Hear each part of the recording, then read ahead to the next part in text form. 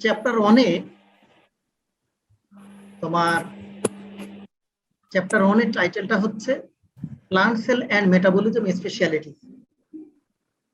এই চ্যাপ্টারটাতে মূল যে কন্টেন্ট গুলো, সিলেবাসের যে কন্টেন্ট গুলো আছে তোমরা একটু দেখবা। সে এই জায়গাতে তোমার একটা প্লান্ট সেলের স্ট্রাকচার, একটা প্লান্ট সেলের কি কি ধরনের অর্গানিল গুলো থাকে, এগুলোর ফাংশন, এগুলোর ভিতরে তোমার বিভিন্ন ধরনের যেসব ট্রান্সপোর্ট গুলো সাধারণত ঘটে থাকে, একটা সেলের স্ট্রাকচারে সাধারণত তোমার বিভিন্ন ধরনের সেলুলার কম্পার্টমেন্টেশন এবং সাবসেলুলার কম্পার্টমেন্টেশন কি কি গুলো থাকে, সাথে এই যে সেলের মাধ্যমে সেলের ভিতরে সাধারণত বিভিন্ন ধরনের মেটাবলিক বিভিন্ন ধরনের রিয়াকশন গুলো সাধারণত কিভাবে হয়, এই জিনিসগুলোই মূলত তোমার 1 নম্বর চ্যাপ্টারে কন্টেন্ট সাধারণত সিলেবাসে দিয়ে আছে।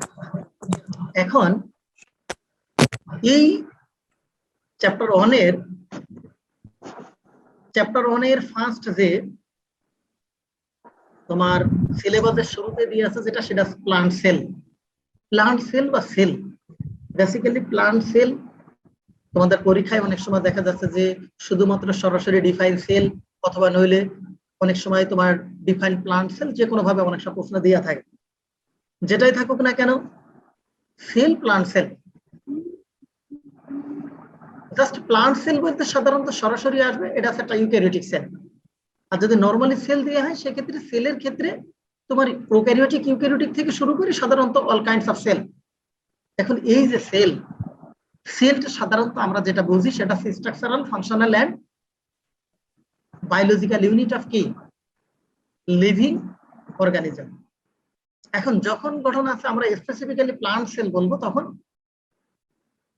প্লান্ট সেল বললে জাস্ট একেবারে সরাসরি the plant cell is the basic structural, functional and biological unit of living plants. একটা জীবন্ত প্লান্ট, জীবন্ত উদ্ভিদের সাধারণত গাঠনিক, কার্যকারী এবং তার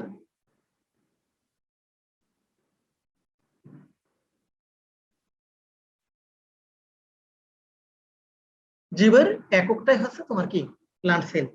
এখন এই যে প্লান্ট সেলটা সাধারণত আমরা বায়োলজিক্যাল সায়েন্সে সাধারণত যে ব্রাঞ্চে সাধারণত স্টাডি করি, সাধারণত আমরা কি বলি তাকে সেল বায়োলজি বলি, ঠিক আছে, সেল বায়োলজি। এখন এই সেলটা সাধারণত তোমার রবার্ট হুক কত সালে, 1665 সালে, আপনাদের এক মহোদয় যেটা বললো 1800 কত সালে, নিজের খেয়াল খুশি মতো পরীক্ষার খাতায় লিখবেন ভাই, নাম্বার পাবেন সেইভাবে। এটুকু কথা একটু খেয়াল রাখেন, একটু আন্তরিক হন। এই সেমিস্টারও খানিকটা ধরে নিতে পারেন যে এই সেমিস্টারও আপনাদের অনলাইনে হতে পারে, যার কারণে এই এনভায়রনমেন্টের সাথে আপনাকে অ্যাডজাস্ট হয়ে পড়তে হবে। প্রতিদিনের পড়া একেবারে বেসিক জিনিসগুলো প্রতিদিন একটু দেখতে হবে। পড়বেন না, ভাইবার সময় কিছু বলতে পারবেন না, নাম্বার কাউকে বাড়ি নিয়ে দেওয়ার জন্য, ঠিক আছে, মাথা বিক্রি করে রাখে নাই কেউ। একেবারে বেসিক জিনিসগুলো গত ক্লাসেও আমি বলছি যে ভাইবাতে কোন কোর্স গুলো পড়েছে সেগুলো পর্যন্ত বলতে পারে। আমি যার কারণে শুরুতেই আমি যে কোর্স পড়াবো আমি বলছি তোমরা সিলেবাসের কন্টেন্ট গুলো, সিলেবাসের টোটাল তোমার কোর্সের কোড কত, কোর্সের তোমার টাইটেলটা কি, কোর্সের টোটাল চ্যাপ্টার আছে কতগুলো, কোন চ্যাপ্টারের কন্টেন্ট কি আছে, জিনিসগুলো দেখার জন্য আমি আবার বলছিলাম যে একটু দেখো। দেখিছো, কয়েকজন দেখিছো, কয়েকজন হয়তো গায়ে লাগাও নাই। ভালো রেজাল্ট করতে হলে আপনাকে পড়তে হবে, চেষ্টা করতে হবে, কেউ আপনার জোর করে ভালো রেজাল্ট বানায় দেবে না। এবং ভালো কিছু করার জন্য আপনার ভালো রেজাল্ট অবশ্যই দরকার, যেটা এ জায়গা থেকে বেরোনোর পর হয়তো বুঝতে পারবেন। তো জাস্ট তোমরা শুরুতে যে জিনিসটা দেখবা সেটা আছে প্লান্ট সেল বা সেলটা কি, এই সেলটা আবিষ্কার করে কে। তোমার পরীক্ষায় যদি ডেফিনেশনও দেওয়া হয় যে ডিফাইন সেল বা ডিফাইন প্লান্ট সেল, ফার্স্ট সেলটা কি এক কথায় লিখে তারপরে সেলের স্টাডি করা হয় বায়োলজিক্যাল সায়েন্সের যে পড়ে তাকে আমরা বলছি কি সেল বায়োলজি। লাস্ট যে জিনিসটা অবশ্যই তোমাকে উল্লেখ করতে হবে, সেলটা আবিষ্কার করে কে, কত সালে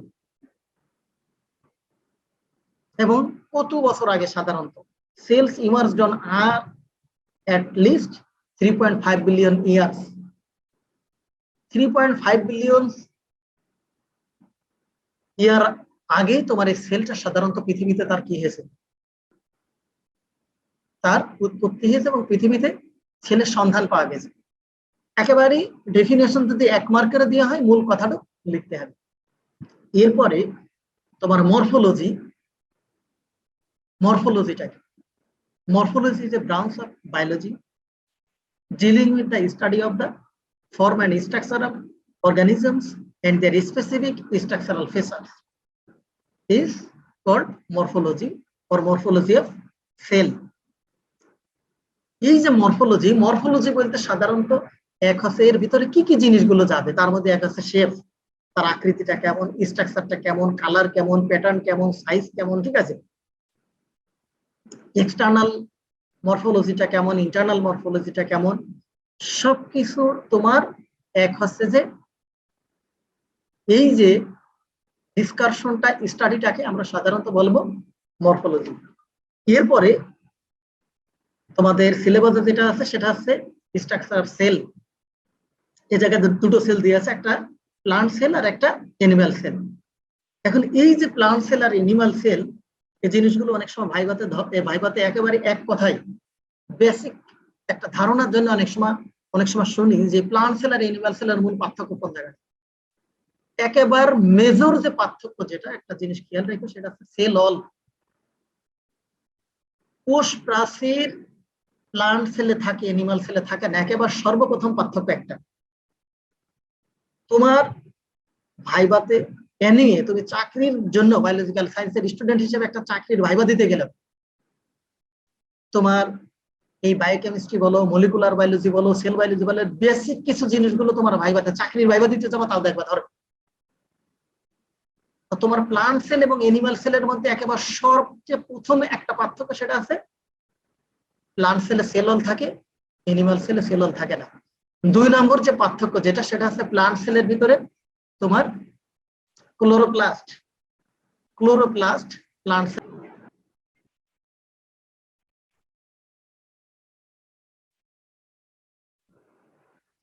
এরপরে যেটা আর একটা মেজর যে পার্থক্য যেটা, সেটা হচ্ছে প্লান্ট সেলের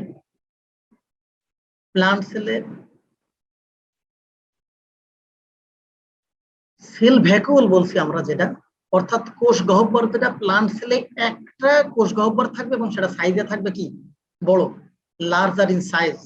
বাট অ্যানিমাল সেলে কয়েকটা থাকতে পারে, কিন্তু সেগুলো হচ্ছে স্মলার ইন সাইজ। তোমাকে যদি ভাইভাতে 3টা প্রশ্ন অন্তত পক্ষে শোনা হয় যে তুমি বলো প্লান্ট সেল আর অ্যানিমাল সেলের মধ্যে পার্থক্য, আমার মনে হয় এই 3টা কথা বেশি জটিল না, আরো অনেকগুলো আছে। এই 3টা কথা অন্তত পক্ষে তোমরা ভাইভাতে পরীক্ষায় দেবো, রিটেনের লিখতে দেবো না, ভাইভাতে অন্তত পক্ষে জানার জন্য তোমরা জিনিসগুলো একটু দেখো। এরপরে তোমাদের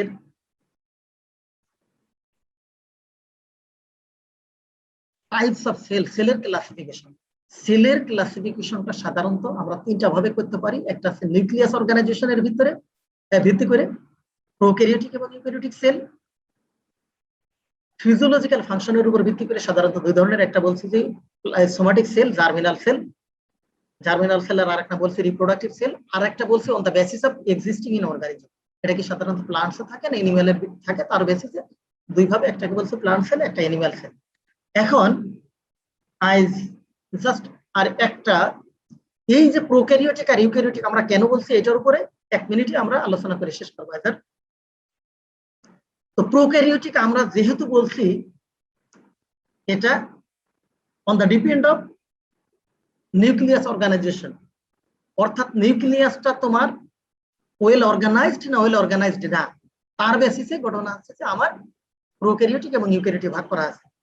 একটা জিনিস একবারে সহজ ভাষায় খেয়াল রেখো, সেটা হচ্ছে প্রোক্যারিওটিক সেলে নিউক্লিয়াসটা ওয়েল অর্গানাইজড না, অর্থাৎ একটা নিউক্লিয়াসের মধ্যে আমরা সাধারণত 5টা কম্পোনেন্ট থাকে একটা নিউক্লিয়াসে। তার ভিতরে কি থাকে, নিউক্লিয়ার মেমব্রেন, নিউক্লিয়ার পোর, তারপরে নিউক্লিওপ্লাজম, আর কি থাকবে ক্রোমাটিন বা ক্রোমোজোম।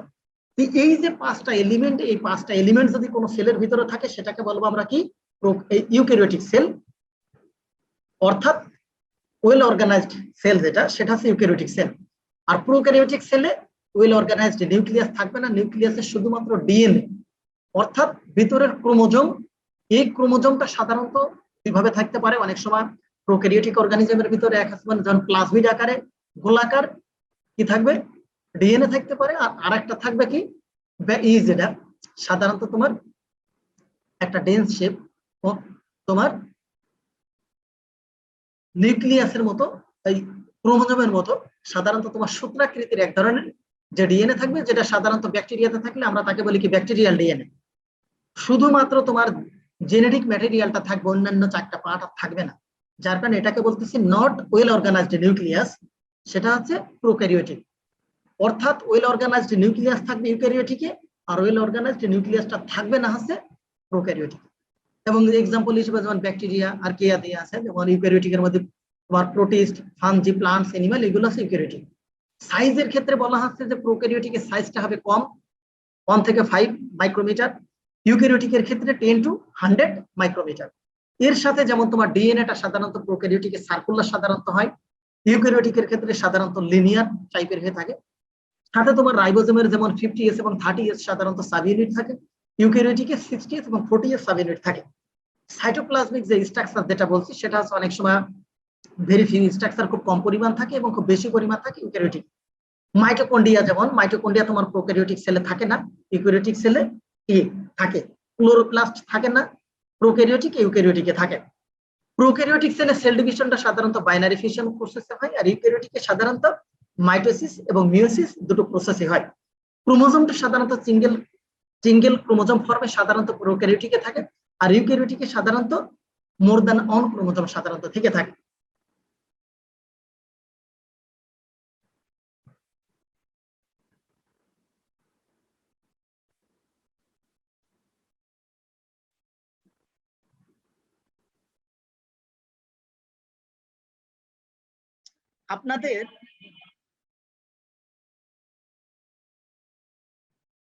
আপনাদের আজ আমরা যে বিষয়গুলো আলোচনা করব, শুরুতেই সেলুলার এন্ড সাবসেলুলার কম্পার্টমেন্টেশন।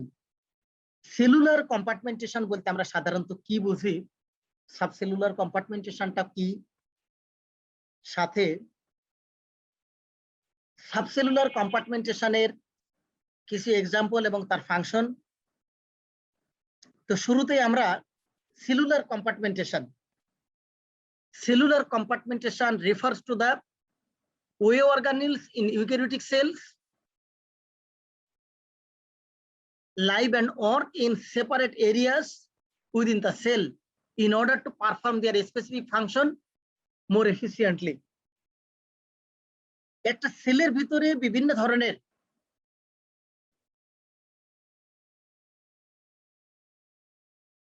অর্গানিল গুলো, সেলের বিভিন্ন ধরনের তোমার অ্যারেঞ্জমেন্ট গুলো কিভাবে থাকে এবং কিভাবে মূলত বিভিন্ন ধরনের স্পেসিফিক ফাংশন গুলো সাধারণত পারফর্ম করছে, এই যে স্টাডিটা এবং এই যে ডিভাইডেশনটা, এটা হচ্ছে আমার cellular compartmentation. Way of organelles in eukaryotic cell live. Eukaryotic সেলের ভিতরে অর্গানিল গুলো কিভাবে সাধারণত বেঁচে থাকে, কিভাবে সে এক্সিস্ট হয়, এবং work in separate areas within the cell. সেলের ভিতরে সেপারেটলি সে কিভাবে কাজ করে, in order to perform their specific functions more efficiently. প্রত্যেকের কাজটা সুনির্দিষ্টভাবে করার জন্য যেভাবে সজ্জিত থাকে তাকে বলছি আমরা সেলুলার কম্পার্টমেন্টেশন। আর সাবসেলুলার কম্পার্টমেন্টেশন আমরা বলছি, সাবসেলুলার compartments is the study of efficiency and divided labor within the cell. সেলের ভিতরে কিভাবে সাধারণত এগুলো ডিভাইডেড থাকে। ধরে নাও প্রথমে কি থাকে, একটা সেলের একেবারে আউটার লেয়ার থাকে আমার সাধারণত সেল ওয়াল, তার নিচে থাকে সেল মেমব্রেন। সেল মেমব্রেনের ভিতরে টোটাল যে পার্টটা থাকে সেটাকে আমরা বলি প্রোটোপ্লাজম। প্রোটোপ্লাজমের ভিতরে সাধারণত যেসব কনসেন্ট্রেটেড যে পার্ট গুলো থাকে, সেলুলার পার্ট গুলো থাকে, সেগুলোকে আমরা কি বলি সাইটোপ্লাজমিক অর্গানিল। ঠিক আছে, বাংলায় বলতেছি কি, সাইটোপ্লাজমের অঙ্গাণুগুলো। এই যে ইন্ডিভিজুয়ালি এক একটা যেভাবে থাকে, যেভাবে কাজ করে, ঠিক আছে, এই যে একটা সেলের মাঝে স্ট্রাকচারালি সাধারণত ডিস্টিংক্ট অর্গানাইজেশন এন্ড ডিভাইডেশনটাকে আমরা সাধারণত বলছি কি সাবসেলুলার কম্পার্টমেন্টেশন। এখন সাবসেলুলার যে কম্পার্টমেন্টেশন গুলো আমরা বলছি, সাবসেলুলার কম্পার্টমেন্টেশনের ভিতরে সাবসেলুলার অর্গানিল সাধারণত যেগুলো, তার মধ্যে এক আছে যেমন ভ্যাকুয়াল। ভ্যাকুয়ালের কাজ হচ্ছে কি maintenance of cell turgor, storage and waste depository. সেলের ভিতরে সাধারণত বিভিন্ন ধরনের ওয়েস্ট ম্যাটেরিয়াল বলো, বিভিন্ন ধরনের এইগুলো এলিমেন্ট গুলো, কম্পোনেন্ট গুলোকে সাধারণত স্টোর করে রাখে ভ্যাকুয়াল। স্যার স্ক্রিন দেখতে পাচ্ছি না।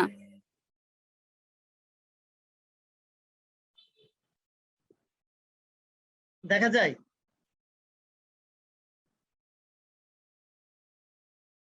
এখন দেখতে জি পাচ্ছ? স্যার। জি স্যার। জি স্যার। 2 নম্বরে যেটা আছে সেটা আছে chloroplast.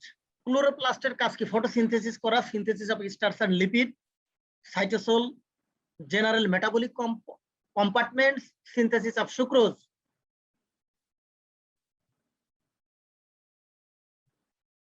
Mitochondria, cell replication, respiration.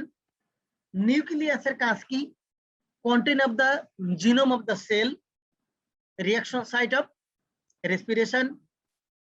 Peroxisome আছে, এন্ডোপ্লাজমিক রেটিকুলাম আছে, এন্ডোপ্লাজমিক রেটিকুলামের মূল কাজ আছে storage of calcium ion. Oil bodies এর কাজ আছে স্টোরেজ অফ টিজি, ট্রাইগ্লিসারল। আর গোলগি বডির মূল যে কাজটা সেটা হচ্ছে processing and sorting of protein. এই যে সাবসেলুলার কম্পার্টমেন্ট যেগুলো, সাবসেলুলার কম্পার্টমেন্ট 9টা এবং তার ফাংশন গুলো, এটা পরীক্ষায় সাধারণত অনেক সময় দেওয়া হয়। Define cellular and subcellular compartmentation, নইলে অনেক সময় দেওয়া হয় write down the subcellular compartments with their function. এটা একটু দেখবেন। এর নিচে যে জিনিসটা আছে দেখেন, কম্পার্টমেন্টালাইজেশন অফ মেটাবলিক পাথওয়েজ। একটা মেটাবলিক পাথওয়েজ এই যে কম্পার্টমেন্টালাইজেশন, একটা সেলের বিভিন্ন যে কম্পার্টমেন্ট গুলো আছে, কম্পার্টমেন্টের মধ্যে কি কি ধরনের মেটাবলিক পাথওয়ে গুলো ঘটে এবং কোন কম্পার্টমেন্টে কোন ধরনের পাথওয়ে ঘটে।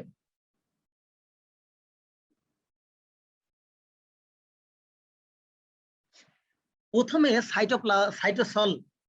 সাইটোসল বলতে আমরা সাধারণত বলছি কি একটা সাইটোপ্লাজমের ভিতরে যে লিকুইড পার্টটা থাকে সেটাকে আমরা বলি সাইটোসল।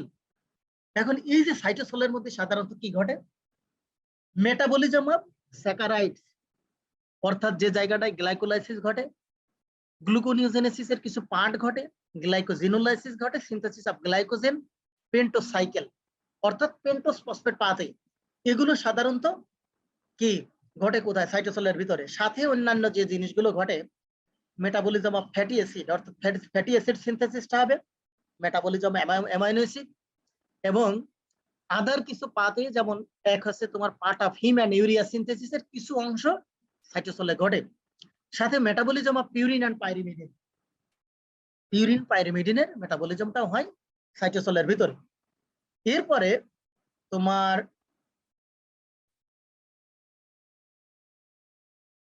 মাইটোকন্ড্রিয়া।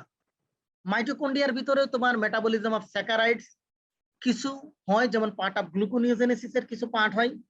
তারপরে conversion of pyruvate to oxaloacetic acid, pyruvate dehydrogenase রিঅ্যাকশনটা সাধারণত মাইটোকন্ড্রিয়াতে ঘটে। এইটার সাথে তোমার metabolism of fatty acid, fatty অ্যাসিডের কিছু অংশ যেমন beta oxidation of fatty acid, synthesis of hepatocytes, degradation extra hepatic tissue ডিগ্রেডেশনটা, অর্থাৎ কিটোন বডিজ যখন ডিগ্রেডেশন হয় সেটাও সাধারণত ঘটে মাইটোকন্ড্রিয়ার ভিতরে।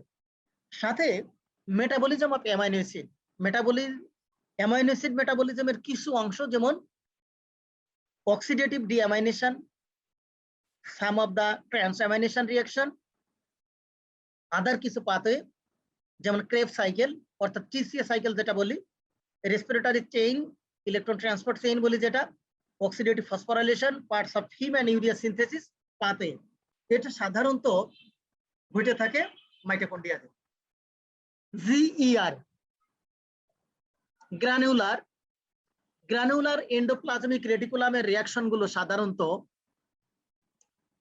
এর ভিতরে সাধারণত যেমন ঘটে থাকে যে প্রোটিওসিনথেসিসটা হয়, অর্থাৎ ট্রান্সলেশন অফ এমআরএনএ থেকে যখন প্রোটিন সিনথেসিস হয় সেটা সাধারণত তোমার গ্রানুলার এন্ডোপ্লাজমিক রেটিকুলামের ভিতরে ঘটে থাকে। সাথে যেমন পোস্ট ট্রান্সলেশনাল মডিফিকেশনের ক্ষেত্রে অক্সিডেশনস, ক্লিভেজ, মিথাইলেশনস, ফসফোরাইলেশন, গ্লাইকোসাইলেশন এগুলো সাধারণত ঘটে গ্রানুলার এন্ডোপ্লাজমিক রেটিকুলামের ভিতরে। আর এইচইআর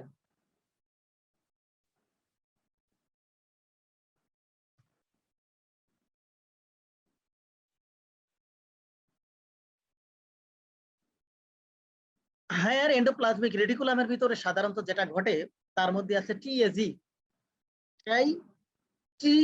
বলি আমরা, সাধারণত টিজি বলি শর্টে, বা ট্রাইঅ্যাসাইল গ্লিসারল, যেটা ট্রাইঅ্যাসাইল গ্লিসারল এবং ফসফোলিপিড সিনথেসিসটা সাধারণত হয়। ফ্যাটি অ্যাসিড ইলংগেশনের কিছু অংশ সাধারণত ঘটে। পার্ট অফ স্টেরয়েড সিনথেসিস, যেমন তোমার টেস্টোস্টেরন বলেন, প্রোজেস্টেরন বলেন, অ্যান্ড্রোজেন সিনথেসিস সাধারণত, যেটা সাধারণত কোলেস্টেরলের মাধ্যমে সিনথেসিস হয়, এটাও সাধারণত ঘটে থাকে। বাই ট্রান্সফরমেশন অফ জিনোবায়োটিক্স, তোমার বিভিন্ন ধরনের টক্সিক পলুট্যান্ট বলে জিনোবায়োটিক্স পলুট্যান্ট যেগুলো সাধারণত, এগুলোর বায়ো ট্রান্সফরমেশনটা সাধারণত হয় কোথায়? এইচইআর এর ভিতরে। সাথে conversion of glucose six phosphate to glucose, এটাও সাধারণত ঘটে থাকে সেলের এই কম্পার্টমেন্টের ভিতরে। লাস্ট যেটা জিএ গোলগি অ্যাপারেটাসের ভিতরে যেমন তোমার পোস্ট ট্রান্সলেশনাল মডিফিকেশনের রিয়াকশন গুলো ঘটে, তার মধ্যে যেমন আছে গ্লাইকোসাইলেশন, আরো কিছু রিয়াকশন, প্রোটিন সর্টিং এবং ফরমেশন অফ সেক্রেটারি ভেসিকল, এটাও সাধারণত ঘটে থাকে। এরপরে যেমন তোমার লাইসোজোমের ভিতর hydrolysis of protein, saccharides, lipids, nucleic acids, আর অক্সিজোমের ভিতরে সাধারণত ঘটে থাকে degradation of long chain fatty acid more than 20 carbon. যেসব ফ্যাটি অ্যাসিড সাধারণত 20 কার্বনের উপরে, সেগুলো ডিগ্রেডেশনটা হয় সাধারণত পারঅক্সিজমের ভিতরে। এখন নেক্সট তোমাদের সিলেবাসের একটা সরাসরি একটা টপিক আছে, দেখো, role of compartmentation in regulation of metabolism. Metabolism রেগুলেশনের ক্ষেত্রে কম্পার্টমেন্টেশনের রুলগুলো সাধারণত কি, এই জায়গাটায় কয়েকটা পয়েন্ট আছে, যে একটা মেইন পয়েন্ট তোমাদেরকে বলি। দেখো, an important component of metabolic regulation in compartmentation and specialization. Compartmentation is an important component of metabolic regulation. ATP generation depends upon compartmentation between the mitochondria and cytosol of metabolic pathway and key energy transfer species. The rapid activation of glycosinolysis and lactate production at the onset of ischemia and support of the concept of localization of glycolysis to a cytosolic subcomponent. Metabolic activation with an abrupt increase the workload required parallel activation of ATP hydrolysis, glycolysis, mitochondrial hydrogenase, the electron transport chain, ADP phosphorylation. Cellular and subcellular level contributes to the regulation of metabolic activity in plants. এই জায়গা থেকে আপনাদের মতো করে সহজ করে 4-5টা point আপনারা যেটা আপনাদের সহজ মনে হয় মিক্সড করেও আপনাদের মতো করে একটু কম্পার্টমেন্টেশনের সাধারণত রোলগুলো কোনগুলো মেটাবলিজম রেগুলেশনের ক্ষেত্রে এই জায়গা থেকে একটু দেখবেন। এরপরে আমরা একটা সহজ একটা জিনিস একটু দেখি, যেমন সেল অল। আমরা বলছি কি একটা প্লান্ট সেলের একটা মেজর কম্পোনেন্ট হচ্ছে cell wall, but not found in animal cell. এখন একটা সেল অলের মধ্যে সাধারণত কি কি জিনিস থাকে? সেল অলের মধ্যে আমরা একেবারে সহজ ভাষায় বলি, কার্বোহাইড্রেট থাকে 90% আর 10% প্রোটিন। এখন এই যে কার্বোহাইড্রেটের ভিতরে কি কি থাকবে, আর প্রোটিনটা সাধারণত কি ধরনের প্রোটিন থাকে? এখন কার্বোহাইড্রেট যেমন থাকে, যেমন সেলুলোজ, হেমিসেলুলোজ, তারপরে তোমার প্রোটিন থাকবে, গ্লাইকোপ্রোটিন থাকে, লিগনিন থাকে, পেকটিন থাকে, এগুলো সাধারণত একটা সেল অলের ভিতরে থাকে। এখন এই যে সেলুলোজ থাকে, আমরা জানি সেলুলোজ হচ্ছে কি একটা পলিস্যাকারাইড, যেটা সাধারণত কি বেটা ডি গ্লুকোজের সাধারণত চেইন দ্বারা সাধারণত হয় অর্থাৎ বেটা 1,4 গ্লাইকোসাইডিক লিঙ্কেজ দ্বারা সাধারণত গঠিত হয়। হেমিসেলুলোজ বলছি যেটা সাধারণত আমরা জানি সেলুলোজ এবং হেমিসেলুলোজ এই দুটো বিলেই তোমার একটা শর্টার চেইন অর্থাৎ 500 থেকে 3000 সুগার ইউনিট দ্বারা সাধারণত এটা গঠিত হবে এবং এমনকি এটা তোমার 7000 থেকে 15000 গ্লুকোজ মলিকুল পার পলিমারের ভিতরে সাধারণত থাকে। এরপরে যেমন তোমার গ্লাইকোপ্রোটিন বলতে আমরা সাধারণত বুঝি যখন গ্লুকোজের সাথে প্রোটিন থাকে, এটাকে বলছি কি আমরা কি গ্লাইকোপ্রোটিন, যেটা সাধারণত কি থাকবে covalently attached to amino acid side residue এর সাথে সাধারণত সাইড চেইনের সাথে থাকে। এরপরে যেমন পেকটিন বলছে আমরা সাধারণত কি এই যে পেকটিনটা one of the major constituents of cell wall is pectin. It is a mixture of polymers from sugar acid such as D-galactouronic acid. The galactouronic acid are connected by alpha-1,4 glycosidic linkage. Last যে জিনিসটা থাকবে সেটা আছে লিগনিনটা সাধারণত 10 to 20%, 25% a complex phenolic polymer that penetrates the spaces in the cell wall between cellulose, hemicellulose and pectin components, driving out water and strengthening the wall. এরপরে আমরা last একটা জিনিস দেখে শেষ করবো আর বলবো না, সেটা হচ্ছে সেল মেমব্রেন। আমরা জানি একটা সেল ওয়ালের নিচে যে সাধারণত একটা পাতলা একটা লেয়ার থাকে যাকে বলা হয় সেল মেমব্রেন। ওকে অনেক সময় বলা হয় biological membrane, plasma membrane, plasma lemma, আরো অনেক নামে বলা হয়, যেটা সাধারণত লিপিড বাইলেয়ার দ্বারা গঠিত হয়। Lipid bilayer embedded protein, lipid বাইলেয়ারের সাথে কিছু প্রোটিন সাধারণত গঠিত হয়। তোমার 1895 সালে আর্নস্ট ওবার্টন সর্বপ্রথম কি করে এই সেল মেমব্রেনের সাধারণত গঠন সম্পর্কে কি করে সে ধারণা দেয়। পরবর্তীতে বিভিন্ন সায়েন্টিস্ট যেমন তোমার সিঙ্গার এবং নিকোলসন নামক দুইজন সায়েন্টিস্ট ওনারা একটা মডেল প্রপোজ করে যেটাকে সাধারণত সবচেয়ে পপুলার একটা মডেল বলা হয়, যেটাকে বলা হয় কি ফ্লুইড মোজাইক মডেল। তারা 1972 সালে মূলত এই ফ্লুইড মোজাইক মডেলটা প্রপোজ করে এবং তারা কেমিস্ট্রিতে নোবেল পুরস্কার পায়, যার কারণে তাদের এই মডেলটাকে বলা হয় ফ্লুইড মোজাইক মডেল এবং সবচেয়ে popular model for cell membrane. এটা একটু খেয়াল রাখবেন। সেল মেমব্রেনের মূল যে ফাংশন, সেল মেমব্রেনের মূল যে কাজ সেটা হচ্ছে সারাউন্ডিংস থেকে আউটার লেয়ার থেকে সেলটাকে প্রোটেক্ট করা। সেলের ভিতরে বিভিন্ন ধরনের নিউট্রিয়েন্টস, বিভিন্ন ধরনের ইলেকট্রোলাইটস এর গঠন আছে যে তোমার ট্রান্সপোর্টটা রেগুলেট করা, সাথে মুভমেন্ট নিয়ন্ত্রণ করার একটা বিষয় আছে, সাথে আরো যে জিনিসগুলো আছে সেল অ্যাডিশন আছে, আয়ন কন্ডাক্টিভিটি আছে, সেল সিগন্যালিং গুলো আছে, এইটার সাথে আরো অন্যান্য যেমন passive osmosis and diffusion, transmembrane protein channel, transporters, endocytosis and exocytosis.